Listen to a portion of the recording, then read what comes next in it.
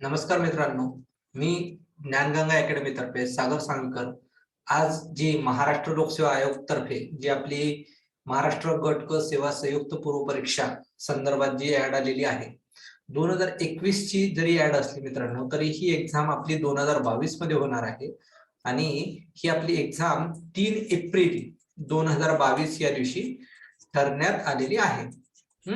तर पूर्ण राज्यभर जवळपास 37 जिल्हा केंद्रावर ही परीक्षा घेण्यात येणार आहे आणि या वर्षीची सर्वात महत्त्वाची एक गोष्ट अशी की याच्यामध्ये दोन महत्त्वाची पद म्हणजे कुठली तर एक उद्योग निरीक्षक गट क उद्योग संचालनालय म्हणजे उद्योग ऊर्जा व कामगार विभाग या संदर्भात आणि दुसरी एक की वित्त विभागातली तांत्रिक सहाय्यक म्हणजे टेक्निकल असिस्टंट ग्रुप सी विमा संचालनालय म्हणजे एक विमा क्षेत्रातली आणि एक उद्योग क्षेत्रातली अशी दोन महत्त्वाची पदं यावेळेस शासनाने भरायची ठरवलेली आहे आणि ती ग्रुप सी मध्ये ऍड केलेली आहे। पहिल्यांदाच अशा प्रकारची ऍड शासनाने काढलेली आहे। बर, तर एमपीएससी मध्ये आतापर्यंत ग्रुप सी अंतर्गत एकंदरीत 3 पदं भरण्यात येत होती। आता ही एकंदरीत 5 पदं शासन भरणार आहे आणि त्या 5 पदांसाठी जी संयुक्त पूर्व परीक्षा 2021 ची जी ऍड मध्ये हे 900 पदांची जागा आहे ऍड आहे। तर याच्यामध्ये आपल्याला 3 एप्रिलला आपल्याला सज्ज व्हायचं आहे। तर आपण आजच्या या जाहिराती संदर्भात डिटेल एक थोडंसं स्टडी करूयात। तर उद्योग व ऊर्जा कामगार विभाग उद्योग निरीक्षक गट क उद्योग संचालनालय जवळपास 103 पदं शासनाने सध्या या ठिकाणी भरायचं ठरवलेलं आहे आणि जवळपास सर्वच संवर्गांसाठी म्हणजे अनुसूचित जाती जमाती विमुक्त जाती VJ-NT वगैरे इतर मागासवर्गीय विशिष्ट मागास प्रवर्ग आणि त्यातल्या त्यात अराखीव असे सर्व प्रकारची पदं या ठिकाणी भरण्यात येणार आहे। त्यातल्या त्यात अल्पदृष्टी संदर्भात कर्णबधिरता वगैरे यांच्यासाठी सुद्धा या ठिकाणी जवळपास जी काही पदं आहेत ती आहेत आणि त्यातल्या त्यात अनाथसाठी सुद्धा एक पद या ठिकाणी राखीव ठेवलेलं आहे। तर ही 103 पदांची ऍड या ठिकाणी आहे।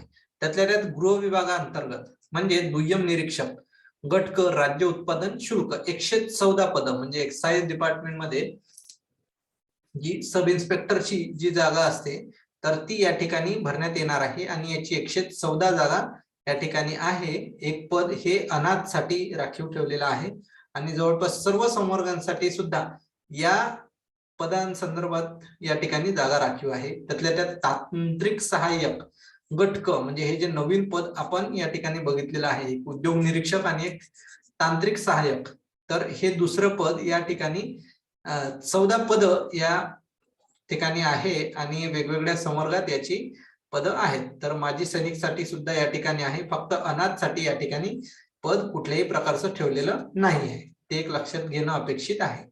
त्याच्यानंतर वित्त विभाग कर सहाय्यक म्हणजे नेहमीची जी आपली ऍड आहे कर सहाय्यक टॅक्स असिस्टंट ज्याला म्हणतो आपण ग्रुप सी 117 पदं या ठिकाणी आहेत आणि या ठिकाणी सुद्धा सर्व प्रकारच्या संवर्गांसाठी पदं आहेत आणि अनाथसाठी सुद्धा या ठिकाणी एक पद आहे। म्हणजे फक्त राज्य उत्पादन शुल्क या ठिकाणीच फक्त एक पद या ठिकाणी अनाथसाठी नाही आहे, एक या ठिकाणी लक्षात घेणं अपेक्षित आहे।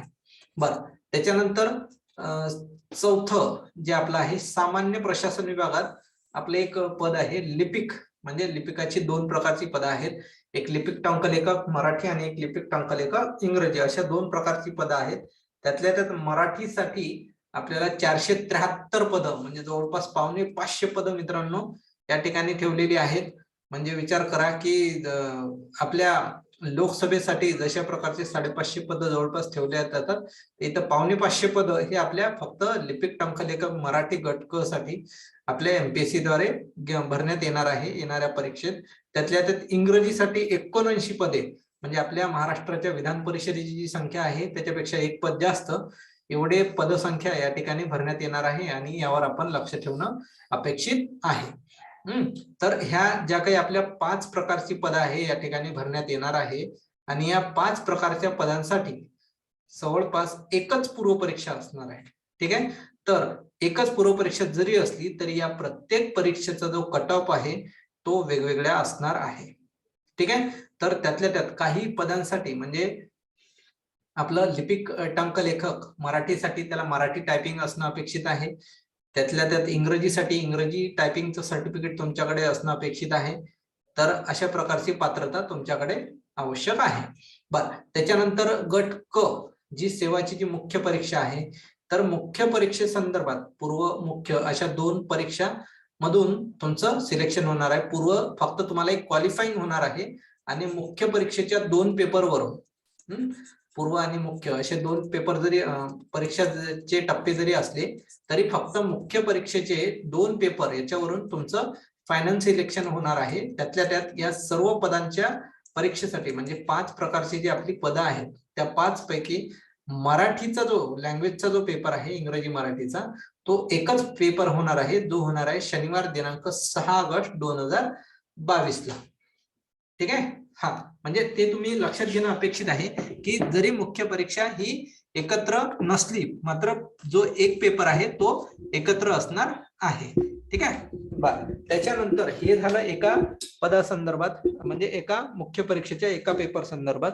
आता पेपर दुसरा गट क सेवा मुख्य परीक्षा लिपिक टंकलेखकसाठी म्हणजे इंग्रजी आणि मराठी अशा दोन्ही लिपिक टंकलेखकसाठी एकच परीक्षा होणार आहे मुख्य परीक्षेची, जी होणार आहे 13 ऑगस्ट म्हणजे 1 आठवड्यानंतर तुमचा पहिला मुख्य परीक्षेचा जीएसचा पेपर होणं आहे. त्याच्यानंतर तिथून म्हणजे 6 ऑगस्टचा जर पेपर तुम्ही सोबत तुम्ही जर सर्व परीक्षांसाठी 5च्या 5ही पदांसाठी जर समजा तुम्ही या ठिकाणी क्वालिफाईंग झाले तर तुम्हाला हे पूर्व मुख्य परीक्षेचा एक पेपर 6 ऑगस्टचा आणि 1, 2, 3, 4, 5 असे 5 जे पेपर आहेत तुमचे हे 5चे 5ही पेपर तुम्हाला देणं अपेक्षित आहे. त्यावरच तुमचा क्वालिफाईंग ठरेल. म्हणजे पेपर आपला लँग्वेजचा प्लस गट क मुख्य परीक्षा लिपिक टंकलेखक याच्यावरून तुमचा गट क लिपिक टंकलेखकचे पद भरल्या जातील. त्याच्यानंतर गट क 6 ऑगस्टचा पेपर आणि दुय्यम निरीक्षक राज्य उत्पादन शुल्क ह्या 2 पेपरवरून तुमचं फायनल सिलेक्शन होईल. सेम बाकीच्या पदांसंदर्भात पण तशाच प्रकारची प्रोसिजर आहे. ठीक आहे. तर त्यासाठी तुम्ही 5च्या 5ही पदासाठी जर समजा क्वालिफाईंग झाले तर तुम्हाला हे 5 पेपर जीएसचे आणि एक लँग्वेजचा 6 ऑगस्टचा पेपर हे 6चे 6ही पेपर तुम्हाला देणं अपेक्षित आहे. जर समजा 6 पैकी जेवढ्या कमी परीक्षांसाठी तुम्ही मुख्य परीक्षा पास झाले तेवढ्या मुख्य परीक्षेसाठीच तुम्हाला पेपर द्यावा लागणार आहे. म्हणजे यदा कदाचित जर समजा तुमच्याकडे टायपिंगचं सर्टिफिकेट नसेल, ठीक आहे, तर तुम्हाला फक्त दुय्यम निरीक्षक, कर सहाय्यक, तांत्रिक सहाय्यक आणि उद्योग निरीक्षक असे 4च परीक्षांचे तुम्हाला फॉर्म भरता येतील. त्यातल्या त्यात जर एखाद्याला वाटलं की बाबा फक्त दुय्यम निरीक्षक, राज्य उत्पादन शुल्क, तांत्रिक सहाय्यक आणि उद्योग निरीक्षक हे 3च पद जर द्यायचे असतील तर हे 3 पद आणि एक मुख्य परीक्षेचा कॉमन पेपर हा 4च पेपर तुम्हाला देता येतील. लक्षात. तर अशा प्रकारे तुम्ही त्या गोष्टीसाठी तयारीने आत्तापासून लागायला पाहिजे. ठीक आहे. चला पुढे बघूयात आपण की अशा प्रकारे तर झाले आपले पूर्व आणि मुख्य परीक्षेचा पेपर आणि त्यातल्या त्यात सर्व पेपरचे जे तुमचे कट ऑफ आहे हे मुख्य परीक्षेचे जसे वेगळे वेगळे लागतील पूर्व परीक्षेचे वेगळे वेगळे लागतील आणि फायनल सिलेक्शन तुमचं फक्त आणि फक्त मुख्य परीक्षेच्या मार्कांवरून किंवा मुख्य परीक्षेच्या स्कोअर वरून ठरेल. ठीक आहे. बरं, हे अशा प्रकारे आपला कट ऑफ लागेल आहे. बरं, आता बघू आपण की याच्या संदर्भात जर महत्वाची वाढ काय आहे तर याची पदसंख्या आणि आरक्षणाच्या शासनाच्या संदर्भात मागे पुढे वाढ होण्याची शक्यता आहे. म्हणजे कमी होणार तर नाही, 100% वाढ होण्याची शक्यता आहे. ते होईल नाही होईल तो भाग वेगळा. ठीक आहे. जर समजा तशा प्रकारचे जर काही जर समजा भरती प्रक्रियेमध्ये वाढ करण्यात आली तर ते आपल्याला नोटिफिकेशन टाकतील. त्याच्यानंतर पूर्व परीक्षेचा निकाल अंतिम करेपर्यंतच्या कालावधीपर्यंत तुम्हाला जे काही विचारात पद घेण्यात येतील. ठीक आहे. तर हे झालं बऱ्यापैकी. त्याच्यानंतर आपण रिझर्वेशन संदर्भात जर पाहिलं तर महिलांसाठी, खेळाडूंसाठी, माजी सैनिकसाठी, दिव्यांगसाठी, अनाथासाठीचे समांतर आरक्षण आहे ते वेळोवेळी जे काही शासनाच्या आदेशानुसार आपल्याला राहणार आहे. ठीक आहे. बरं, त्याच्यानंतर वेगवेगळ्या संवर्गानुसार त्यांना आरक्षण प्राप्त असणार आहे. त्यातल्या त्यात आर्थिकदृष्ट्या दुर्बल घटकातील म्हणजे इकॉनॉमिक विकर सेक्शन EWS उमेदवारांसंदर्भात शासन निर्णय जो काही दिलेला आहे की 12 फेब्रुवारी 2019 ते 31 मे 2021 या अंतर्गत प्रमाणपत्र पडताळणीच्या वेळी सादर करणं आवश्यक असणार आहे. त्यातल्या त्यात ओबीसी संदर्भात अद्ययावत म्हणजे अपडेटेड नॉन क्रिमिलियर सर्टिफिकेट किंवा आर्थिकदृष्ट्या दुर्बल घटकातील असल्याबाबतचा पुरावा म्हणून सक्षम प्राधिकरणाने वितरित केलेले अर्ज सादर करण्याच्या अंतिम दिनांकास वैध असणारे प्रमाणपत्र सादर करणं अपेक्षित आहे. म्हणजे आता आपण बरेचदा पाहिलं की मागे पोलीस भरतीसाठी त्यांनी जुने नॉन क्रिमिलियर मागितले होते, तर तसं एमपीएससीने काही अट टाकलेली नाही आहे. ते आता एमपीएससीला अपडेटेड लागणार आहे, जे वेळोवेळी आपल्याला अपेक्षित आहे. ठीक आहे. तर आतापासून जर समजा आता तुम्ही राज्यसेवेचे जर फॉर्म भरताना काढला असेल तर नो डाऊट, पण नसेल काढलं तर पटकन काढून आपण लगेच फॉर्म भरायला हरकत नाही. ठीक आहे. त्याच्यानंतर जर समजा वयोमर्यादेच्या ज्या कन्सेप्ट आहे, म्हणजे जे आपले उमेदवारांसाठी अराखीव संदर्भात जर असेल तर शासनाने या संदर्भात वेळोवेळी अपडेट केलेला आहे. राज्यसेवे संदर्भात ते अटेम्प्ट दिलेले आहेत, तर तसे या ठिकाणी सध्या असं काही ठरवलेलं नाही आहे. ठीक आहे. बरं, त्याच्यानंतर अराखीव म्हणजे ओपन कॅटेगरी जी आहे आपली, जनरल कॅटेगरी जी आहे, याच्या संदर्भात निकष अटीची पूर्तता करणं, त्यातल्या त्यात मागासवर्गीय उमेदवार म्हणजे सर्वसाधारण पदावर शिफारसी करता विचार होत असल्यानं सर्व आरक्षित प्रवर्गातील उमेदवारांनी त्यांच्या प्रवर्गासाठी पद आरक्षित उपलब्ध नसले तरी अर्जात तशा प्रकारची माहिती अचूकपणे नमूद करणं बंधनकारक आहे. आलं का लक्षात? म्हणजे काय, तर जर समजा तुम्ही ओपन कॅटेगरीमध्ये नसाल, कॅटेगरीमध्ये असाल, तर तुम्ही तशा प्रकारची माहिती भरणं अपेक्षित आहे. म्हणजे काही लोकांना तुमची कॅटेगरी आणि जनरल कॅटेगरी अशा दोन्ही कॅटेगरीमधनं जर फॉर्म भरायचा असेल तर तशा प्रकारची माहिती तुम्ही अचूकपणे भरणं अपेक्षित आहे.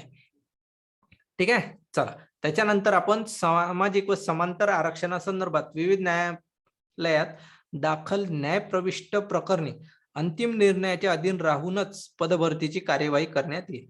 म्हणजे जर पेंडिंग केसेस असेल तर त्याच्या संदर्भात कुठल्याही प्रकारचा डिसिजन घेतला जाणार नाही. खेळाडूच्या आरक्षण जे काही आहे, प्रावीण्य प्राप्त खेळाडू व्यक्तींसाठी असलेल्या आरक्षित दावा करणाऱ्या उमेदवाराबाबतीत जे काही पात्रता धारण करीत असल्याबाबत सक्षम प्राधिकरणानं केलेलं प्रमाणपत्र, खेळाचे प्रावीण्य पत्र तुम्हाला पूर्वपरीक्षेस अर्ज सादर करण्याच्या अंतिम दिनांकाचे किंवा तत्पूर्वीचे असणे बंधनकारक आहे. म्हणजे सेम आपलं जे नॉन क्रिमिलियर आहे त्या संदर्भातलं तशा प्रकारचंच या ठिकाणी प्रमाणपत्र आपल्याला अगोदर असणं आपल्याकडे अपेक्षित आहे. ठीक आहे. त्याच्यानंतर दिव्यांग आरक्षण. ठीक आहे. तर दिव्यांग व्यक्ती हक्क अधिनियम 2016 अंतर्गत जे काही आरक्षणाची कार्यवाही आहे तर ती करण्यात येईल. त्यामुळे आपल्याकडे तशा प्रकारचं आरक्षणासाठी तुमच्याकडे ते प्रमाणपत्र असणं अपेक्षित आहे.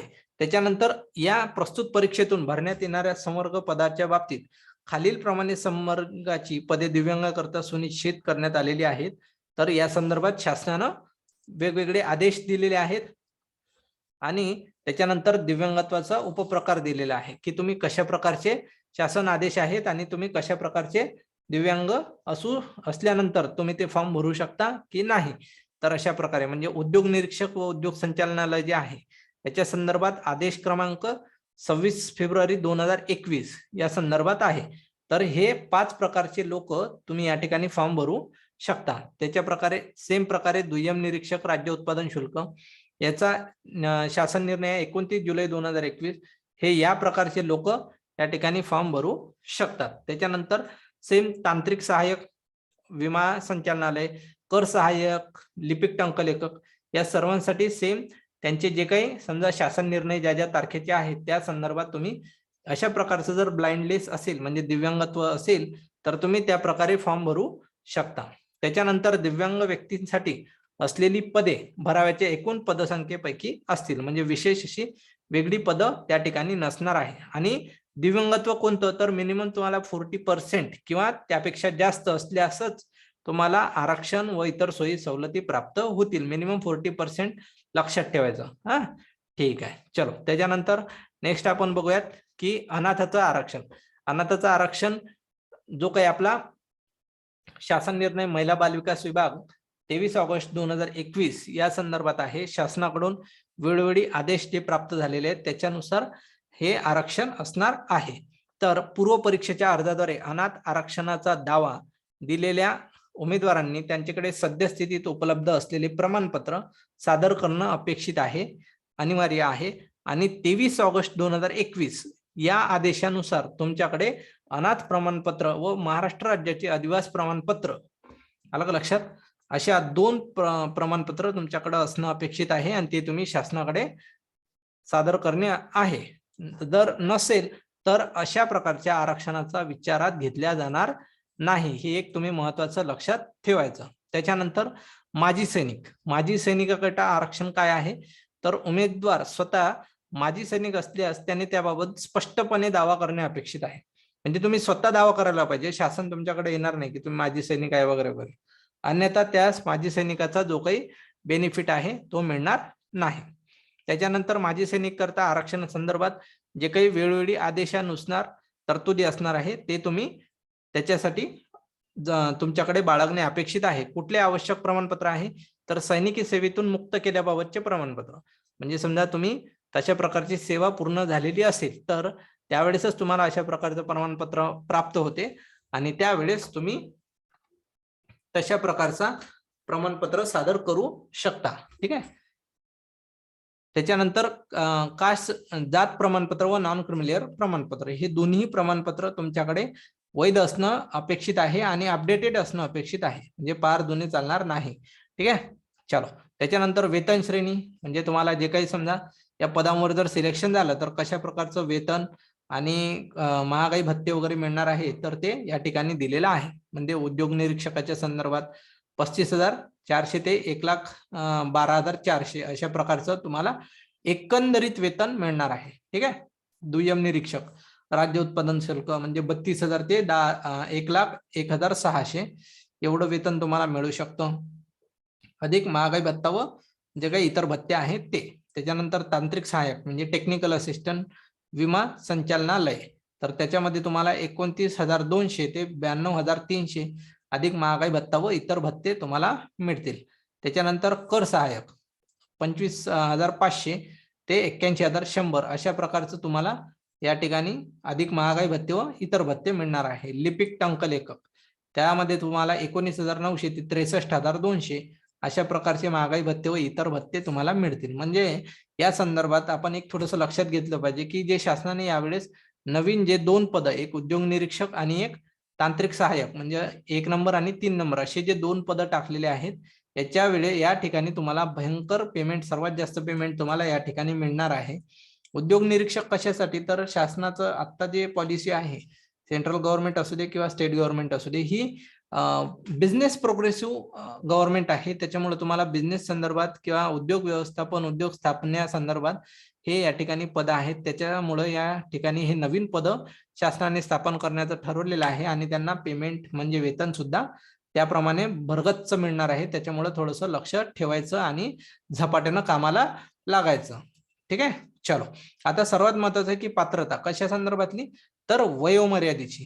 सर्वात महत्वाचं की साहजिक आहे आपण भारताचं नागरिकत्व असलं पाहिजे, त्यातल्या त्यात आपण महाराष्ट्राचं अधिवास असलो पाहिजे. त्याच वेळेस आपण MPSC किंवा महाराष्ट्र पब्लिक सर्व्हिस कमिशन ही परीक्षा देऊ शकतो. जर महाराष्ट्राचं अधिवास जर नसू तर आपण या ठिकाणी ही परीक्षा, MPSC ची कुठलीच परीक्षा आपण देऊ शकत नाही. ठीक आहे. चलो, तर एक पहिल्या पद जे यावेळेस नवीन स्थापन केलेलं आहे उद्योग निरीक्षक, याची वयोमर्यादा, सर्वांची जी वयोमर्यादा आहे ती 1 एप्रिल 2022 या तारखेपर्यंत, म्हणजे 3 एप्रिलची आपली परीक्षा आहे, तर त्याच्या अगोदर 1 एप्रिल 2022 पर्यंत तुम्ही किती मिनिमम आणि मॅक्झिमम वय तुम्ही फॉर्म भरू शकता हे या ठिकाणी शासनानं दिलेलं आहे. तर मिनिमम वय काय आहे, तर 19 आपलं उद्योग निरीक्षकाचं आहे, त्यातल्या त्यात लिपिक टंकलेखकचं 19 आहे आणि उरलेल्या 3 पदासंदर्भात आपलं किती वय आहे, तर आपलं वय आहे 18 मिनिमम, लक्षात ठेवा. आणि त्याच्यानंतर हे झालं मिनिममचं वय. त्याच्यानंतर मॅक्झिमम वय म्हणजे कमाल वय जे आहे हे अमागाससाठी म्हणजे ओपन कॅटेगरीसाठी ओपन कॅटेगरीसाठी किती आहे, तर सर्वांसाठी 38 वय आहे. हे एक या ठिकाणी लक्षात ठेवायचं, म्हणजे 38च्या पुढचे घरी जायचं. त्याच्यानंतर मागासवर्गीय किंवा अनाथ किंवा आपण आर्थिक मागासवर्गीय जे आहे या संदर्भात हे पदांचं जे आरक्षण आहे पदांचं जे वयोमर्यादा आहे ही सर्वांसाठी 43 आहे, कोणासाठी वेगळी नाही आहे. म्हणजे मिनिमम वयामध्ये फरक आहे, मात्र मॅक्झिमम जे वय आहे हे ओपन कॅटेगरी असू दे किंवा रिझर्व्ह कॅटेगरी असू दे हे 38 आणि 43 आहे. याच्यामध्ये कुठल्याच प्रकारचा फरक शासनाने किंवा एमपीएससीने केलेला नाहीये, ही मात्र या ठिकाणी नोंद घेतली पाहिजे. त्याच्यानंतर प्रावीण्यप्राप्त खेळाडू. प्रावीण्यप्राप्त खेळाडू म्हणजे खेळाडूचं जर सर्टिफिकेट तुमच्याकडे असेल तर तुम्ही या ठिकाणी खेळाडू म्हणून फॉर्म भरू शकता. किंवा याच्या संदर्भात वयोमर्यादा काय आहे तर सर्वांना, म्हणजे अमागासवर्ग असू दे किंवा मागासवर्गीय असू दे, या ठिकाणी सर्वांसाठी तुम्हाला 43च वय दिलेलं आहे. 43 पेक्षा कमी असलं चालते, मात्र 43च्या वर जमणार नाही. म्हणजे या जन्मात तुम्ही संधी सोडून द्यायची एमपीएससी साठी. त्याच्यानंतर माजी सैनिक, आणीबाणी व अल्पसेवा राजाधिष्ठ अधिकारी असाल तर या ठिकाणी किती आहे तर अमागाससाठी 38 प्लस सेवा कालावधी प्लस 3 वर्षे अशा प्रकारचं या ठिकाणी वय दिलेलं आहे. आणि सेम मागासवर्गीयसाठी 43 प्लस सेवा कालावधी प्लस 3 वर्ष अशा प्रकारचा कालावधी आहे. आणि दिव्यांग उमेदवार जर स्पेशल एबल जर व्यक्ती तुम्ही असाल तर वयाची 45व्या वर्षापर्यंत, किती वयाच्या 45व्या वर्षापर्यंत तुम्ही फॉर्म भरू शकता. अलग लक्षात. पण त्याच्यासाठी तुम्हाला मिनिमम 40% हँडिकॅप तुम्ही असणं अपेक्षित आहे. अशा प्रकारची वयोमर्यादा आहे. त्याच्यामुळे या वयोमर्यादेत जे कोणी लोक तुम्ही बसत असाल त्या वयातल्या लोकांनी हे फॉर्म भरणं अपेक्षित आहे किंवा फॉर्म भरू शकता. ठीक आहे. चला, त्याच्यानंतर अशा संदर्भातले जे शासन निर्णय आहे हे वयोमर्यादा संदर्भातले हे 17 डिसेंबर 2021 ते 1 मार्च 2020 ते 17 डिसेंबर 2021 या कालावधीत वयाधिक ठरणारे उमेदवार अर्ज करण्यास पात्र असतील. लक्षात. बर, त्याच्यानंतर शैक्षणिक पात्रता किंवा शैक्षणिक अर्हता आपण त्या ठिकाणी म्हणू शकतो. ही प्रत्येक पदासाठी कशी कशी दिलेली आहे ती आपण या ठिकाणी बघू. की उद्योग निरीक्षक गट क संवर्ग वगळता इतर संवर्गासाठी मान्यताप्राप्त विद्यापीठाची पदवी किंवा महाराष्ट्र शासनास पदवी समतुल्य म्हणून मान्यता केलेली अर्हता या ठिकाणी आहे. ठीक आहे. त्याच्यानंतर उद्योग निरीक्षक गट क संवर्गाकरिता शैक्षणिक अर्हता काय आहे तर संविधानिक विद्यापीठाची अभियांत्रिकी मधील पदवी, कुठली अभियांत्रिकी पाहिजे एक लक्षात ठेवायचं. आणि याच्यात स्थापत्य अभियांत्रिकी तसेच स्थापत्य अभियांत्रिकी मधील विषयांच्या गटाशी संलग्न असलेल्या वास्तुविद्या, नगर रचना इत्यादी विषयाव्यतिरिक्त किंवा तंत्रज्ञानामधील किमान पदविका किंवा विज्ञान शाखेतील संविधानिक विद्यापीठाची पदवी. अलग लक्षात. म्हणजे तुम्हाला या संदर्भात जर समजा तुमच्याकडे शैक्षणिक पात्रता असेल तर तुम्ही हा उद्योग निरीक्षक पदासाठी फॉर्म भरू शकता किंवा अर्ज करू शकता. त्याच्यानंतर पदवीच्या शेवटच्या वर्षात बसलेले उमेदवार पूर्व परीक्षेच्या प्रवेशासाठी पात्र असतील. म्हणजे तुम्ही एक अंडर ग्रॅज्युएट म्हणून तुम्ही फॉर्म भरू शकता अपियर म्हणून. मात्र मुख्य परीक्षेसाठी फॉर्म भरत असताना तुम्हाला मुख्य परीक्षेच्या फॉर्म भरायच्या अगोदर तुमच्याकडे फायनल डिग्री असणं अपेक्षित आहे आणि त्याचे मार्क्स तुम्हाला त्या ठिकाणी नोट डाऊन करावे लागतात.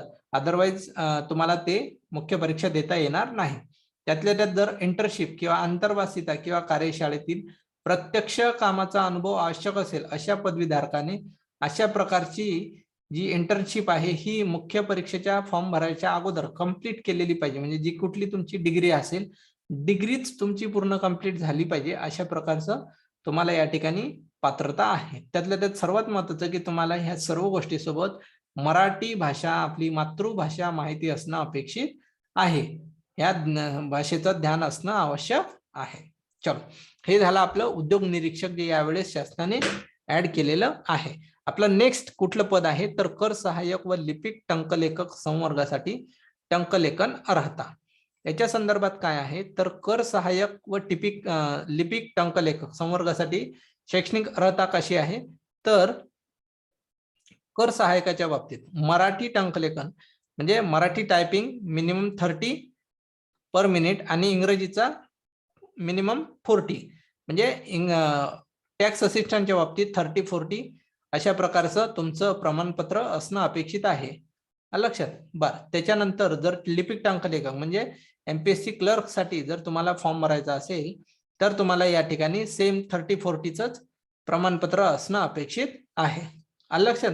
बरं, त्याच्यानंतर दुसरं असं की जर समजा अशा वेळी वेळोवेळी जर शासनाने संगणक टंकलेखन अर्था basic course in computer typing Marathi 30 आणि इंग्रजी 40 अशा प्रकारे असेल अर्हता म्हणून स्वीकारार्ह आहे. म्हणजे इंग्रजी आणि मराठी अशा दोन्ही टायपिंग तुमच्याकडे असणं अपेक्षित आहे. त्याच्यानंतर पात्रता गणण्याचा दिनांक म्हणजे जी काही समजा तुम्ही अशा प्रकारे जर परीक्षा दिल्या असतील किंवा प्रमाणपत्र तुमच्याकडे असेल तर तो कोणत्या दिवसापर्यंत व्हॅलिड आहे किंवा कोणत्या दिवसाच्या अगोदर अपेक्षित आहे, तर मुख्य परीक्षेचा अर्ज स्वीकारण्यासाठी अंतिम दिनांकापर्यंत किंवा त्यापूर्वी विहित शैक्षणिक अर्हता धारण केलेली असणं अनिवार्य आहे, कंपल्सरी आहे. त्याच्यानंतर शासकीय वाणिज्य परीक्षा मंडळाची विहित टंकलेखन अर्हता मुख्य परीक्षेकरिता अर्ज किंवा माहिती सादर करण्याच्या अंतिम दिनांकापर्यंत प्राप्त करणे आवश्यक आहे. त्याच्यानंतर टंकलेखन अर्हता धारण करण्यातून तात्पुरती सूट म्हणजे अशा प्रकारची जर तुमच्याकडे अर्हता म्हणजे पात्रता जर तुम्हाला सूट हवी असेल काही या संदर्भात, तर ही कुणाला सूट आहे, तर ही आहे फक्त दिव्यांग उमेदवाराला. दिव्यांग उमेदवाराने जर समजा विहित टंकलेखन अर्हतेचे प्रमाणपत्र धारण केले नसेल तर त्या व्यक्तीला परीक्षा उत्तीर्ण होण्यासाठी त्याच्या नियुक्तीच्या दिनांकापासून 2 वर्षाचा कालावधी व 2 संधी अनुज्ञेय, 2 संधी म्हणजे 2 चान्स त्याला अशा प्रकारचं प्रमाणपत्र मिळवण्यास मिळेल. आणि जर असं नसेल तर तो व्यक्ती या ठिकाणी आरक्षणाचा दावा करणाऱ्या पात्र उमेदवारांना टंकलेखन अर्हता अनिवार्य नाही. लक्षात. बरं, त्याच्यानंतर जर आपण पाहिलं तर माजी सैनिक संवर्गातून जी व्यक्ती किंवा जो व्यक्ती अर्ज करेल त्याच्या संदर्भात टंकलेखन अर्हता धारण केली नसेल अशा उमेदवारास सामान्य प्रशासन विभाग 13 जून 2019 अंतर्गत जो आदेश आहे त्या नियुक्तीच्या दिनांकापासून 2 वर्षाचा कालावधी व 2 संधी अनुज्ञेय असल्यामुळे माजी सैनिक आरक्षणाचा दावा करणाऱ्या उमेदवारांना टंकलेखन अर्हता अनिवार्य नाही. लक्षात. म्हणजे एक माजी सैनिक आणि एक दिव्यांग ह्या 2 लोकांना या ठिकाणी अशा प्रकारची पात्रता अपेक्षित नाही आहे. ठीक आहे. चल, त्याच्यानंतर शारीरिक मोजमापे. आता असं काय आहे तर दुय्यम निरीक्षक जे आपली एक्साइज डिपार्टमेंट मध्ये पद आहे, तर या संदर्भात पुरुषांसाठी उंची दिलेली आहे किमान 165 सेंटीमीटर अनवाणी कमीत कमी आणि महिला उंची किमान 155 कमीत कमी तुमच्याकडे असणं अपेक्षित आहे. याच्यापेक्षा जास्त तुमच्याकडे असली तर तुम्ही या पदासाठी पात्र आहात. त्याच्यानंतर छाती मिनिमम न फुगवता तुम्हाला 79 आणि फुगवून 5 सेंटीमीटर म्हणजे 79 मिनिमम आणि त्याच्यापेक्षा जास्त असली पाहिजे. मात्र फुगवण्याची क्षमता तुमची 5 सेंटीमीटर किंवा त्याच्यापेक्षा जास्तच असली पाहिजे. त्याच्यापेक्षा कमी जर असली तर शक्य नाही. ठीक आहे. त्यातल्या त्यात इकडे महिलांसंदर्भात वजनाची अट आहे ते मिनिमम 50 किलो आहे. ठीक आहे. चला, त्याच्यानंतर परीक्षेच्या संधीच्या संदर्भात हा सर्वात महत्वाचा प्रश्न किंवा सर्वात महत्वाचा मुद्दा या ठिकाणी असणं आहे. त्यावर तुम्ही फोकस केला पाहिजे की आयोगामार्फत आयोजित विभिन्न स्पर्धा परीक्षांमध्ये भाग घेणाऱ्या उमेदवारास कमाल संधी कमाल आहे, मिनिमम नाही. ठीक आहे. तर अराखीव म्हणजे ओपन कॅटेगरी किंवा खुला संवर्गाच्या संदर्भासाठी किती चान्स आहे, किती अटेम आहे, तर 6 वेळा तुम्ही ही परीक्षा देऊ शकता. म्हणजे 19 पासून किंवा 18 पासून काही पदांसाठी इथून सुरू झाले तर 38 पर्यंत किंवा रिझर्व्ह कॅटेगरीमध्ये जर तुम्ही असाल तर 43 पर्यंत म्हणजे 19 ते 38 किंवा 43 पर्यंत तुम्ही फक्त 6 वेळा ओपन कॅटेगरीचे व्यक्ती अर्ज भरून परीक्षा देऊ शकता. SC ST साठी कुठेही कमाल संधीची मर्यादा लागू राहणार नाही. म्हणजे एकदा 19-18 पासून सुरू केलं की 43 पर्यंत कंटिन्यू तुम्ही परीक्षा देऊ शकता. त्याच्यानंतर मागासवर्ग प्रवर्गातील आहे तर हे SC ST सोडले तर बाकी सर्व म्हणजे NT SBC OBC हे सर्व लोक फक्त 9 वेळा तुम्ही 19 पासून 43 पर्यंत फॉर्म भरू शकता. बरं, ही संधीची संख्या खालीलप्रमाणे राहील. कशा आहे तर पूर्व परीक्षेत जर तुम्ही भाग घेतला म्हणजे समजा सकाळी तुम्ही गेले आणि सेंटरवर बाय बाय टाटा करून जर रिटर्न आले तर तो अटेम्प्ट नाही. तुम्ही जर वर्गात गेले, पेपर उत्तरपत्रिका घेतली आणि त्याच्यावर जर तुम्ही काही माहिती लिहिली तर तुमचा तो त्या ठिकाणी अटेम्प्ट धरल्या जाईल, पूर्व परीक्षेची संधी धरल्या जाईल. म्हणजे तुम्ही 6 पैकी किंवा 9 पैकी 1 अटेम्प्ट गमावला. ठीक आहे. चलो, त्याच्यानंतर काय तर कोणत्याही परीक्षेच्या टप्प्यावर अपात्र ठरल्यास तुमची संधी ती धरल्या जाईल. प्रत्येक परीक्षेसाठी संधीची गणना स्वतंत्रपणे करण्यात येईल. म्हणजे असं नाही की तुम्ही समजा राज्यसेवेसाठी वेगळे अटेम्प्ट आहे, ग्रुप बी साठी वेगळे आहे आणि ग्रुप सी साठी वेगळे आहे. त्याच्यामुळे तुम्ही कुठलीही परीक्षा जरी असली तरी वेगवेगळे अटेम्प्ट आहे ते गृहीत धरलं पाहिजे. म्हणजे असं नाही राज्यसेवा कंबाईन ग्रुप बी कंबाईन ग्रुप सी म्हणजे एक नाही, वेगळे वेगळे अटेम्प्ट आहे. त्याच्यामुळे अजिबात घाबरायचं कारण नाही. राज्यसेवा 6 वेळा देऊ शकता, ग्रुप बी 6 वेळा देऊ शकता आणि ग्रुप सी सुद्धा 6 वेळा तुम्ही देऊ शकता. म्हणजे एवढे मोठे शासनानं जरी अटेम्प्ट केले असले तरी तुम्हाला त्या ठिकाणी चान्सेस पण तेवढे मोठे उपलब्ध करून दिलेले आहेत. त्याच्यानंतर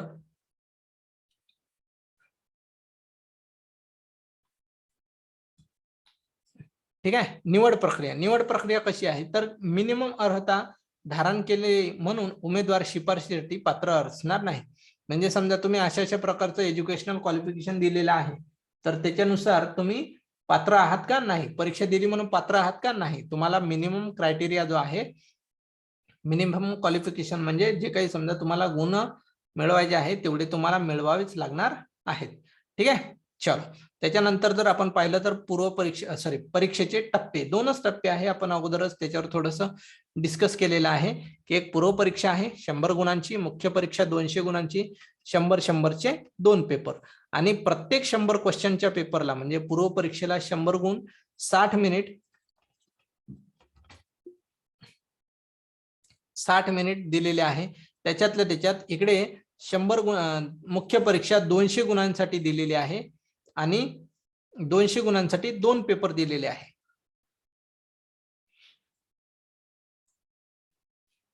म्हणजे एक पेपर लँग्वेजचा सर्वांसाठी कंपल्सरी आहे आणि दुसरा पेपर जीएसचा जो प्रत्येक पदांसाठी वेगवेगळा मुख्य परीक्षेचा पेपरचा सिलेबस दिलेला आहे त्याला फॉलो करून वेगळा पेपर असणार आहे. असे 100चे 2 पेपर, प्रत्येक पेपरला 100 क्वेश्चन, 100 मार्क्स आणि वेळ आपला 60 मिनिट. म्हणजे इसको बजा डाला तो लाईफ झिंगा लाला असं तुमचं होऊ शकतं. म्हणजे 60 त्रिक 180 मिनिटात तुमचं आयुष्य पलटू शकतं. म्हणजे एखादा बच्चन खानचा पिक्चर जर बघितल्यापेक्षा 180 मिनिटात त्याचं आयुष्य पलटू शकतं. इकडे बजावलं तर तुमचं आयुष्य बनू शकतं. ठीक आहे. तर माझी चॉईस तुमची. चला, तर संयुक्त पूर्व परीक्षेच्या जाहिरातीस अनुसरून अर्ज करणाऱ्या उमेदवारांना ते वरीलपैकी 1, 2, 3, 4 किंवा 5ही संवर्गांसाठी बसू इच्छितात किंवा कसे या संदर्भात ऑप्शन द्यावा लागेल. ते सुरुवातीला ज्यावेळेस फॉर्म भरू त्यावेळेस तुम्हाला तिथे सर्व दिसेल की तुम्ही कुठल्या कुठल्या पदांसाठी फॉर्म भरू शकता. तर तुम्ही ठरवून घ्यायचं की कुठल्या कुठल्या पदांसाठी फॉर्म भरायचा आहे. तर संयुक्त पूर्व परीक्षेस अर्ज करताना दिलेला विकल्प पदसंख्येच्या आधारे मुख्य परीक्षेसाठी पात्र करावयाच्या उमेदवारांची संख्या निश्चित करून सामायिक पूर्व परीक्षेच्या आधारे पूर्व परीक्षेचा स्वतंत्र निकाल करण्यात येईल. म्हणजे प्रत्येक पूर्व परीक्षेचा निकाल हा वेगळा वेगळा असणार आहे. प्रत्येक पूर्व परीक्षेचा कट ऑफ वेगळा वेगळा असणार आहे. फक्त कशासाठी तर मुख्य परीक्षेला लिमिटेड विद्यार्थी असावे, मर्यादित असावे याच्यासाठी फक्त तुम्हाला पूर्व परीक्षा द्यावी लागणार आहे. मात्र पूर्व परीक्षेचे मार्क्स हे तुमच्या फायनल लिस्टमध्ये किंवा फायनल गुणदानामध्ये धरल्या जाणार नाही. तुमचा रिझल्ट हा फक्त आणि फक्त मुख्य परीक्षेच्या 200 गुणांवरूनच धरण्यात येईल. लक्षात, म्हणजे तुम्हाला फक्त 200 गुणांवरूनच जे काही तुम्हाला मार्क्स मिळेल किंवा तो रिझल्ट लागेल तो फायनल होईल. ठीक आहे. तर हे झालं आपल्या मुख्य परीक्षेचा प्रवास. त्याच्यानंतर अशा प्रकारे तुमचं सिलेक्शन होईल आहे. त्याच्यानंतर संवर्गाचा पसंतीक्रम म्हणजे केवळ लिपिक टंकलेखक पदाकरता तुम्हाला जर समजा मुख्य परीक्षेच्या प्रवेशाकरता विविध पद्धतीने जर अर्ज सादर केला असेल तर याच्यापैकी तुम्हाला फक्त मराठी अथवा इंग्रजी नमूद करणं अपेक्षित आहे. जर दोन्ही संवर्गासाठी तुम्ही अर्ज करू शकता, करायचा असेल तर तशा प्रकारे तुम्ही नमूद करणं आवश्यक आहे की बाबा मला फक्त इंग्रजी पाहिजे किंवा मराठी पाहिजे किंवा दोन्ही पाहिजे. त्याच्यानंतर पसंतीक्रम दर्शविलेल्या संवर्गाकरिता टंकलेखनाचे मर्यादित अर्हता प्रमाणपत्र नसल्यास तुम्हाला पसंतीक्रम रद्द करण्यात येईल. आलं का लक्षात? म्हणजे टायपिंगचं सर्टिफिकेट नसेल आणि असं जर काय समजा तुम्ही काही उपद्रव केला, तसं करणारच नाही, पण जर समजा केला तर तो पसंतीक्रम रद्द करण्यात येईल. त्याच्यानंतर पसंतीक्रम हा ऑनलाईन पद्धतीने अर्ज सादर करतानाच अर्जात दर्शविणे आवश्यक राहील. म्हणजे आता जर तुम्ही फॉर्म भरणं सुरू केला तर तुमच्याकडे आत्ताच्या कंडिशनला टायपिंग सर्टिफिकेट असणं अपेक्षित आहे. ते पुढच्या वेळेस नाही. तुम्हाला आत्ताच पूर्व परीक्षेलाच तुम्हाला फॉर्म भरताना तुम्हाला टायपिंग किंवा टंकलेखनाचं जे सर्टिफिकेट आहे ते प्रमाणपत्र तुमच्याकडे असणं अपेक्षित आहे. जर टंकलेखनाचे विविध मर्यादेचे अर्हता प्रमाणपत्र नसल्यास पसंतीक्रम रद्द करण्यात येईल असं लक्षात ठेवायचं. त्याच्यानंतर पसंतीक्रम आयोगात सादर केल्यानंतर पसंतीक्रमामध्ये करण्यासंबंधीच्या विनंतीचा कोणत्याही परिस्थितीत विचार केला जाणार नाही. म्हणजे तुम्हाला कुठल्याही प्रकारचं शासन एंटरटेन करणार नाही. असन तर हो, नसल तर नाही, आणि तिथून तुम्हाला आउट केलं जाईल. ठीक आहे. त्याच्यानंतर भरती प्रक्रियेतून बाहेर पडणे. तर याच्या संदर्भात अंतिम शिफारशीपूर्वी सर्वसाधारण मेरिट लिस्ट तुमच्या संकेतस्थळावर प्रसिद्ध करण्यात येईल. म्हणजे आपलं जे काही एमपीएससीचा मेरिट लिस्ट आहे ती आपल्या एमपीएससीच्या साईटवर अपलोड करण्यात येईल. त्याच्या आधारे तुम्ही भरतीतून बाहेर पडणे म्हणजे गुणवत्ता यादीच्या आधारे भरती प्रक्रियेतून बाहेर पडणे हा पर्याय आयोगाच्या ऑनलाईन अर्ज प्रणालीद्वारे उपलब्ध करून देण्यात येईल. म्हणजे आता हे बाहेर पडणे काय प्रकार आहे, तर बरेचदा काय होतं की या पदावर सिलेक्शन झाल्यानंतर सुरुवातीला परीक्षा देताना आपल्याला वाटतं की आपण या पदासाठी फॉर्म भरावा. मात्र ज्यावेळेस फायनल सिलेक्शन होतं त्यावेळेस आपल्याला असं वाटतं की आता मला हे पद नको आहे, तर तुम्ही त्या ठिकाणावरनं बाहेर पडू शकता, बाहेर आउट होऊ शकता. ऑप्टिंग आउट त्याला म्हणतात. तर अशा प्रकारचं नवीन चॉईस या ठिकाणी शासनानं दिलेली आहे.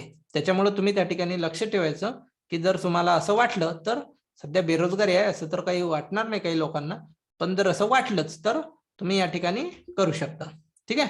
चला, बाहेर पडणे या संदर्भात उमेदवारांना प्रसिद्धीच्या दिनांकापासून 7 दिवसाच्या आतमध्ये अशा प्रकारची प्रोसिजर करता येईल. म्हणजे जर समजा तुम्हाला ऑप्टिंग आउट व्हायचं असेल तर 7 दिवसाच्या आत तुम्हाला व्हावं लागेल. त्याच्यानंतरच हा पर्याय लक्षात घेऊनच तुम्हाला अंतिम शिफारस यादी तयार करण्यात येईल. ठीक आहे. चला, त्या संदर्भात भरती प्रक्रियेतून म्हणजे ऑप्टिंग आउट जर व्हायचं असेल तर आयोगाच्या अर्ज प्रणालीद्वारे विविध कालावधीत अनिवार्य आहे. ठीक आहे. जर समजा तसं झालं नाही तर त्या विनंतीचा विचार केला जाणार नाही. म्हणजे आयोग तुम्हाला एंटरटेन करणार बसणार नाही. ठीक आहे. चल, त्याच्यानंतर टंकलेखन म्हणजे टायपिंग कौशल्य चाचणी जी आहे ती यावेळेस पासून लक्षात ठेवा की यावेळेस पासून आता तुम्हाला द्यावी लागणार आहे. ठीक आहे. तर याचं सुद्धा तुम्हाला दिव्यांग आरक्षण आणि माजी सैनिक यांच्यासाठी नियुक्तीच्या दिनांकापासून 2 वर्षाचा कालावधी व 2 संधी यामध्येच तुम्हाला चाचणी म्हणजे तुम्हाला द्यावी परीक्षा उत्तीर्ण होण्यासाठी मिळणार आहे. त्याच्या अगोदर तुम्हाला अशा उमेदवारांना टंकलेखन चाचणी अनिवार्य नाही. अगोदर तुम्हाला नाही, मात्र सिलेक्शन झाल्यानंतर तुम्हाला 2 वर्षामध्ये आणि 2च अटेम्प्ट तुम्हाला मिळणार आहे, जे तुम्हाला पास व्हावं लागणार आहे. ठीक आहे. चल, त्याच्यानंतर लिपिक टंकलेखन मराठी, इंग्रजी तसेच कर सहाय्यक या 3 संवर्गातील पदभरत्याकरिता संगणक प्रणालीवर आधारित स्वतंत्र टंकलेखन कौशल्य चाचणी घेण्यात येईल. आता हे 11.2 जे आहे हे यावर्षी लक्षात ठेवायचं की याच वर्षीपासून म्हणजे 2021च्या परीक्षेपासून तुम्हाला आयोगानं कंपल्सरी केलेलं आहे की तुम्हाला स्वतंत्र टंकलेखन कौशल्य चाचणी आता द्यावी लागणार आहे. ती पण संगणक म्हणजे बोगस प्रमाणपत्र वगैरे काही लोक कडे असतात अशी अफवा आहे. तर त्या ठिकाणी त्या गोष्टीला आळा बसेल. कुठेतरी पारदर्शकता, ट्रान्सपरन्सी आयोगाला आणायची आहे स्वतःच्या रिझल्ट मध्ये. तर आय होप के अशा प्रकारे होईल आहे. तर 11.2 हे क्लॉज शासनाने याच वेळेस टाकलेला आहे, त्याची तुम्ही लक्षात ठेवावं. टंकलेखन कौशल्य चाचणी ही केवळ क्वालिफाईंग असणार आहे. म्हणजे तुम्हाला खरंच जमतंय का बा, म्हणजे असं नाही की फक्त बोगस प्रमाणपत्र आहे, मोबाईलवरची टायपिंग नाही. मोबाईलवर व्हॉट्सअपवर जर एखादा कार्यकर्ता दिवसभर टाईप करत असेल तर त्याच्यावर नाही, आपल्याला संगणक प्रणालीवर म्हणजे कीपॅडवर आपल्याला टाईप करून दाखवावं लागणार आहे, भले ती क्वालिफाईंग असली तरी. ठीक आहे. तरी लेखी परीक्षेच्या निकालाच्या आधारे भरावाच्या पदाच्या 3 पट उमेदवार टंकलेखन कौशल्य चाचणी करता पात्र ठरवण्यात येतील. म्हणजे 3 पट आहे, क्वालिफाईंग जरी आहे तरी मात्र मित्रांनो लक्षात ठेवायचं की 11.2, 11.3, 11.4 हे लक्षात कशासाठी ठेवायचं, तर ज्यावेळेस तुम्ही टायपिंग कराल ना त्यावेळेस तुम्हाला जास्तीत जास्त शब्द हे कमीत कमी वेळात टाईप करून दाखवायचे आणि कमीत कमी चुकांमध्ये, त्यावेळेसच तुम्ही ही परीक्षा पास होणार, अदरवाईज नाही, किंवा त्यावेळेसच तुमचं फायनल सिलेक्शन होऊ शकतं, अदरवाईज नाही. त्याच्यानंतर कौशल्य चाचणी, लिपिक टंकलेखन मराठी इंग्रजी कर सहाय्यक स्वतंत्रपणे घेण्यात येणार आहे आणि कर सहाय्यक संवर्गाकरिता मराठी व इंग्रजी या दोन्ही चाचणीमध्ये क्वालिफाईंग ठरणे आवश्यक आहे. म्हणजे वेगवेगळ्या जरी चाचण्या घेण्यात येत असल्या तरी तुम्हाला त्या ठिकाणी क्वालिफाईंग असणं आवश्यक आहे. आता कौशल्य चाचणी कशी असणार आहे तर ते आपण या ठिकाणी बघूया. ठीक आहे. तर टंकलेखन कौशल्य चाचणीचा तपशील कसा आहे. तपशील चाचणी करता पात्र करावयाच्या उमेदवाराची संख्या बर. त्याच्यानंतर भरावयाच्या पदाच्या 3 पट. टंकलेखन कौशल्य चाचणीचे स्वरूप मराठीचे कसे आहे क्वालिफाईंग आहे, इंग्रजीचे क्वालिफाईंग आहे, कर सहाय्यकचे दोन्हीही क्वालिफाईंग आहे. ओके. चला चाचणीचे निकष कशासाठी. टंकलेखन इंग्रजीसाठी 40 आहे, मराठीसाठी 30 आहे. म्हणजे की डिप्रेशन पर हवर जे किती आहे 12,000 आहे आणि मराठीसाठी किती आहे तर 9,000 आहे. 10 मिनिटे दिव्यांग हे नॉर्मल पर्सन साठी, इंग्रजीसाठी 40 साठी किती आहे 12,000 शब्द हे तुम्हाला 10 मिनिटात टाईप करायचे आहे आणि मराठीसाठी 9,000 की डिप्रेशन तुम्हाला 10 मिनिटात करायची आहे. दिव्यांग जर असेल तर 10 मिनिटाचे तुम्हाला एक्स्ट्रा 5 मिनिटे मिळणार आहे, म्हणजे टोटल 15 मिनिटे. त्याच्यानंतर टंकलेखनाची गती मोजण्याची पद्धत काय आहे तर मजकूर संगणकावर विहित कालावधीत टंकलेखन करण्याच्या उमेदवाराच्या अचूकतेवर, म्हणजे तुम्हाला अचूकता त्यावर फोकस करायची आहे, नुसतं टाईप करायचं म्हणून करायचं नाही. चुका आणि त्रुटी गणण्याचे प्रमाण काय तर 2 दशांश पर्यंत. ओके. म्हणजे 2 दशांश पर्यंत तुम्हाला चुका माफ आहे. ठीक आहे. म्हणजे 7 खून माफ वगैरे नाही आहे, फक्त 2 दशांश पर्यंत आहे.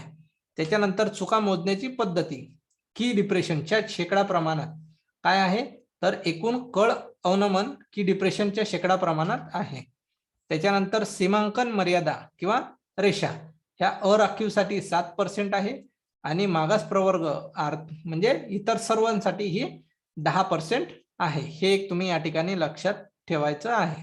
आणि परिच्छेदाचं लेखन सांगणारा व्यक्ती जो पॅसेज डिक्टेटर असतो ची उपलब्धता ही काय आहे तर अंध किंवा अल्पदृष्टी उमेदवारांना त्यांच्या मागणीनुसार लागू असल्यास आहे.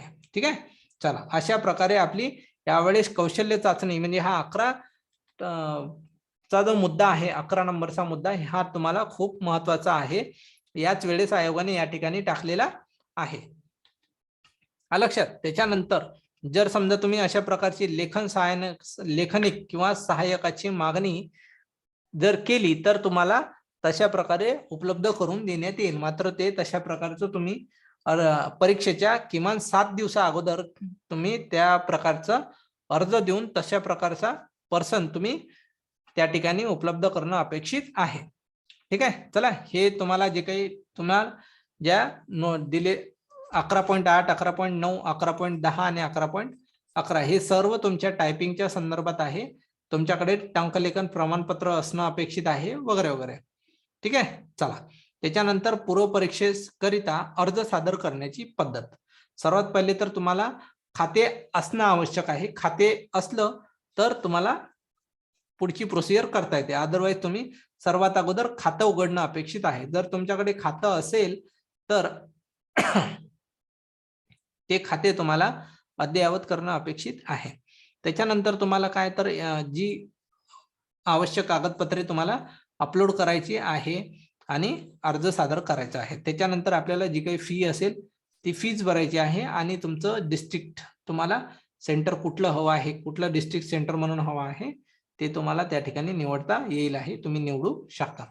ठीक आहे. चला त्याच्यानंतर पूर्व परीक्षेचा अर्ज सादर करत असताना तुम्हाला खेळाडू, दिव्यांग, माजी सैनिक आणि अनाथ या संदर्भातल्या आरक्षणाचा जर फायदा घ्यायचा असेल तर त्या संदर्भातली वेगवेगळी जी काही कागदपत्र आहेत तुम्हाला अपलोड करायची नाही आहे. मात्र तशा प्रकारचे तुम्हाला PDF फॉर्मॅट करायचे आहेत. काय PDF आहे प्रमाणपत्र तर दिव्यांग व्यक्ती असल्याचा पुरावा तुम्हाला PDF मध्ये अशा प्रकारचे मिनिमम 50 KB आणि मॅक्झिमम 500 KB तुम्हाला साईज करायची आहे. म्हणजे दिव्यांग, खेळाडू, अनाथ, माजी सैनिक आणि या संदर्भात कुठलंही सर्टिफिकेट असू दे किंवा या सर्वांचं एकत्रित असू दे, तुम्हाला मिनिमम 50 KB आणि मॅक्झिमम 500 KB अशा प्रकारची एक PDF फाईल फॉर्मॅट करायचा आहे आणि तो तुम्हाला या ठिकाणी अपलोड करणं अपेक्षित आहे. ठीक आहे. त्याच्यानंतर अर्ज अशा प्रकारचा जर समजा तुम्ही अपलोड केलं नाही तर तुम्हाला अर्ज सादर करता येणार नाही, ही तुम्ही त्या ठिकाणी नोंद घ्यायची. म्हणजे अर्ज तर सादर करता येईल, मात्र या 4 गोष्टीचा तुम्हाला 4 पैकी एका गोष्टीचा तुम्हाला आरक्षणाचा फायदा घेता येणार नाही. त्याच्यानंतर आपलं अर्जच्या संदर्भात बघूया की अर्ज हा फक्त आयोगाच्या ऑनलाईन अर्ज प्रणालीद्वारे स्वीकारण्यात येईल, म्हणजे ऑनलाईन. आता आपण बऱ्यापैकी परिचित आहोत या गोष्टीपासून, मात्र तरी एकदा रिवाइज म्हणून की ऑफलाईनला कुठल्याही प्रकारचा अर्ज घेतला जात नाही, ऑनलाईनवरच. आयोगाची नवीन वेबसाईट आहे, तर अशा प्रकारची वेबसाईट दिलेली आहे. हे शासन तुम्ही याला फॉलो करायचं, याच्यानुसार तुम्ही फॉर्म भरून टाकायचा, लवकरात लवकर भरायचा आणि मोकळं व्हायचं, म्हणजे आपल्याला पुन्हा अडीअडचण नको. ठीक आहे. अंतिम दिनांक जो आहे तो 22 डिसेंबर पासून सुरुवात होतोय आणि दुपारी 2 वाजल्यापासून आणि 11 जानेवारी 2022 पर्यंत हा फॉर्म आपल्याला भरायचा आहे, रात्री 23:59 म्हणजे 12 वाजेपर्यंत. तर माझं असं म्हणणं आहे की लवकरात लवकर याच वर्षात फॉर्म भरून मोकळं व्हायचं, जेणेकरून आपल्याला पुन्हा पुढे ताण नको. ठीक आहे. तर 22 डिसेंबर पासून हा फॉर्म चालू होणार आहे, म्हणजे ठीक आहे. चलो, तर अमागास म्हणजे ओपन कॅटेगरी, जनरल कॅटेगरी, खुला संवर्ग जो आहे यांच्यासाठी या ठिकाणी 394 रुपये फीस शुल्क या ठिकाणी शासनाने आकारलेलं आहे, जे तुम्हाला भरू शकणार आहे. ठीक आहे. त्याच्यानंतर मागासवर्गीय किंवा इतर सर्व संवर्गांसाठी, अमागास सोडून इतर सर्वांसाठी 294 रुपये आणि मागाससाठी 394 रुपये अशा प्रकारची फीस शुल्क तुम्हाला भरायचं आहे. 2 प्रकारे तुम्ही फीस भरू शकता, एक ऑनलाईन आणि एक दुसरं बँक चार्जेस. व त्या समजा एक फॉर्म मिळतो, तो फॉर्म स्लिप भरून तुम्ही बँकेत सुद्धा तुमचे पैसे भरू शकता. त्याच्यानंतर अशा प्रकारची कुठलीही फी तुम्हाला रिफंडेबल नाही आहे. पूर्व परीक्षेसाठी फी वेगळी असते, मुख्य परीक्षेसाठी फी वेगळी असते, हे त्या ठिकाणी लक्षात ठेवायचं. ठीक आहे. चलो, तर परीक्षा शुल्काचा भरणा करण्याकरता खालील पद्धतीचा अवलंब करावा. म्हणजे ही जी काही पद्धत तुम्हाला दिलेली आहे याच्यावर तुम्ही फॉलो करू शकता. म्हणजे ऑनलाईन करायचं की ऑफलाईन करायचं. ऑनलाईन पेमेंट आणि चलनाद्वारे तुम्हाला तुमची फी करता येते, आणि ऑनलाईन करायची असेल तर 11 जानेवारी रात्री 11:59 म्हणजे 12 वाजाच्या आतमध्ये तुम्हाला फी भरायची आहे. आणि ऑफलाईन म्हणजे स्टेट बँकेमध्येच तुम्हाला फक्त चलन भरायचं आहे. तर तशा प्रकारची चलन तुम्ही 13 जानेवारी 2022 रोजी रात्री 12 पर्यंत, SBI बँक ही 5 वाजेपर्यंतच असते, तर तुम्ही 4 पर्यंत हे चलन भरलं पाहिजे, रात्री 12 काही नाही. तर चरणाद्वारे परीक्षा शुल्क भरायचे झाल्यास SBI मध्ये 14 जानेवारी पर्यंत तुम्ही भरू शकता. अशा प्रकारे यांनी दिलेलं आहे. ठीक आहे.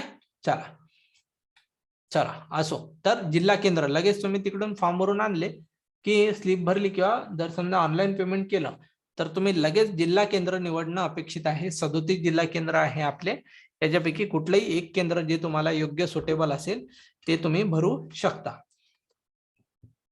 पण जर समजा तुम्हाला आवडता जिल्हा किंवा एखादा चांगला जिल्हा पाहिजे असेल, म्हणजे समजा पुण्यासारखं जर सेंटर घेतलं, त्या ठिकाणी लिमिटेड सीट असतात, विद्यार्थी जास्त असतात, त्याच्यामुळं फर्स्ट कम फर्स्ट बेसिसवर तुम्हाला एक्झाम सेंटर घ्यायचं असतं. म्हणून लवकरात लवकर फॉर्म भरायचा आणि आपलं मोकळं व्हायचं. ठीक आहे. चला, त्याच्यानंतर दिव्यांग उमेदवारासंदर्भात जर तुम्हाला लेखनी किंवा अनुग्रह कालावधी संदर्भात एक या ठिकाणी लेखी परीक्षा घेण्यासंदर्भातली मार्गदर्शिका 2021 शासनाने दिलेली आहे, आणि त्याच्या संदर्भात तुम्हाला त्याला फॉलो करणं अपेक्षित आहे. 7 दिवसाच्या आत तुम्हाला आवश्यक कागदपत्रांसह 20 नमुन्यात आयोगाकडे लेखी विनंती अर्ज करून पूर्व परवानगी घेणे आवश्यक आहे. ओके. तर हे अशा प्रकारचं अर्ज तुम्हाला भरायचा आहे. त्याच्यानंतर सेवा प्रवेशोत्तर शर्ती, जेथे प्रचलित नियमानुसार व्यावसायिक विविध परीक्षा तुम्ही विभागीय व्यावसायिक परीक्षा, त्याच्यानंतर हिंदी आणि मराठी भाषा परीक्षेसंदर्भात जी व्यक्ती अगोदर परीक्षा उत्तीर्ण झाली असेल नसेल, त्या व्यक्तीला उत्तीर्ण होण्यापासून सूट मिळाली नसेल तर ती परीक्षा अशा ज्या विविध परीक्षा आहेत त्या उत्तीर्ण होणं अपेक्षित आहे.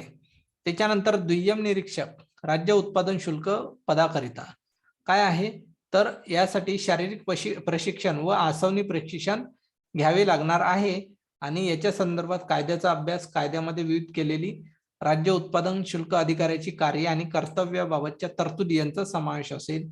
त्यातल्या त्यात 2 वर्षाच्या कालावधीसाठी परिवीक्षाधीन असेल. जास्तीत जास्त 1 वर्षापर्यंत वाढविता येईल. म्हणजे प्रोबेशन कालावधी हा जास्तीत जास्त 1 वर्षापर्यंत वाढवता येईल आणि परीक्षाधीन कालावधी म्हणजे प्रोबेशन पिरियड हा पूर्ण करणे आवश्यक असेल. पूर्ण केले नाही किंवा विभागीय परीक्षा उत्तीर्ण केली नाही तर ती व्यक्ती सेवेतून कमी करण्यास पात्र ठरेल. म्हणजे समजा साहजिक आहे, आता तुम्ही सिलेक्शन झालं तर तुम्हाला सेवा बजावावीच लागेल आहे. त्याच्यानंतर पुढचं पद आपलं तांत्रिक सहाय्यक. आता हे सुद्धा यावेळेस पर्याय पहिल्यांदाच या ठिकाणी ऍड झालेला आहे. तर तांत्रिक सहाय्यक पद जे आहे ह्याचा परीक्षण कालावधी हा एक्साइज PSI सारखाच 1 वर्षाचा असेल आहे आणि महाराष्ट्र राज्यात कोठेही बदली होण्यास पात्र राहील. हे सर्व जे पद आहे आतापर्यंत या क्लास 3 मध्ये महाराष्ट्रात कुठेही तुमची बदली होऊ शकते. म्हणजे गडचिरोलीसाठी तयार राहायचं. ठीक आहे. असं काही कंपल्सरी नाही आहे, मात्र असावं. प्रवेश प्रमाणपत्र म्हणजे एक्झामच्या 7-8 दिवसा अगोदर MPSC आयोग तुम्हाला प्रश्न जे काही हॉल तिकीट आहे ते अवेलेबल करून देईल आहे आणि त्यावेळेस तुम्ही एक तुमचा म्हणजे कुठलंही एक मूळ प्रमाणपत्र, कुठलं तर ते एक आधार कार्ड, त्याच्यानंतर election card, passport, pan card किंवा फक्त स्मार्ट कार्ड प्रकारचे ड्रायव्हिंग लायसन्स यापैकी कुठलंही मिनिमम एक मूळ ओळख प्रमाणपत्र तसेच त्या मूळ ओळखपत्राची झेरॉक्स म्हणजे छायांकित प्रत आणणे अनिवार्य आहे. म्हणजे कंपल्सरी आहे. या 5 प्रमाणपत्रापैकी एक मूळ प्रमाणपत्र त्याचंच झेरॉक्स हे तुम्हाला सोबत आणणं अपेक्षित आहे. ठीक आहे. त्याच्यानंतर समजा आधार कार्ड जर अपडेटेड असेल तर त्याच्यावरची जी काही माहिती आहे ती अपडेटेड असावी, रंगीत प्रिंट असावं आणि नावामध्ये बदल जर असाल, समजा काही स्त्रियांचं लग्नानंतर नाव चेंज होतं तर तशामध्ये नावात बदल असेल तर विवाह निबंधक यांनी अशा प्रकारचा दाखला दिलेला असतो. तर तो दाखला किंवा नावात बदल असल्या संदर्भातलं राजपत्र म्हणजे गॅझेटेड सर्टिफिकेट किंवा राजपत्रित अधिकारी यांच्याकडून नावात बदल झाल्यासंबंधीचा दाखला याची छायांकित प्रत परीक्षेच्या वेळी सादर करणं आवश्यक आहे. म्हणजे तशा प्रकारचं नावात जर चेंज असेल तर, नसेल तर काही हरकत नाही. त्याच्यानंतर परीक्षेस प्रवेश तर फक्त पेन्सिल, पेन, प्रवेश प्रमाणपत्र, ओळखीचा मूळ पुरावा व पुराव्याची एक छायांकित प्रत अथवा प्रवेश प्रमाणपत्रावरील सूचनेनुसार आयोगाने परवानगी दिलेल्या साहित्यासह फक्त तुम्हाला प्रवेश देण्यात येईल. म्हणजे मोबाईल घेऊन जायचा नाही. मोबाईल तुम्हाला या ठिकाणी अलाउ नाही आहे. Smart watch, digital watch, microphone, camera अशा प्रकारची वेगवेगळी कुठलीही तुम्हाला साधनं तुम्हाला नेता येणार नाही. त्यातल्या त्यात सिम कार्ड, ब्लूटूथ, दूरसंचार साधने म्हणून वापरण्यायोग्य कोणतीही वस्तू, इलेक्ट्रॉनिक उपकरणे, वह्या, नोट्स या कुठल्याही प्रकारच्या अशा गोष्टी तुम्हाला नेता येणार नाही. ठीक आहे. न्यायचंच नाही ना, काही गरज नाही. आपण पेपर द्यायला चाललो, त्याच्यामुळं या गोष्टी न्यायच्या नाही. तर काय न्यायचं, एक फक्त पेन, पेन्सिल, तुमचं हॉल तिकीट, तुमचं ओरिजिनल ID आणि त्याची एक झेरॉक्स कॉपी, एवढेच 5 गोष्टी तुम्ही सेंटरवर न्यायच्या.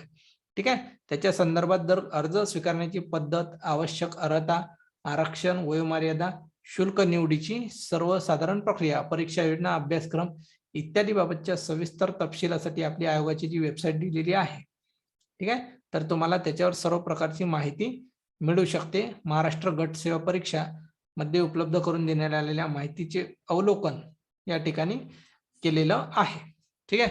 तर अशा प्रकारची जाहिरात आज 21 डिसेंबर 2021 या दिवशी आयोगाने काढलेली आहे आणि लवकरात लवकर तुम्ही उद्यापासून दुपारी 2 वाजतापासून तुमचे फॉर्म भरणं सुरू होणार आहे. त्याच्यामुळे तुम्ही लवकरात लवकर फॉर्म भरून मोकळं व्हायचं आणि पुढच्या अभ्यासाला सुरू व्हायचं. ठीक आहे. धन्यवाद.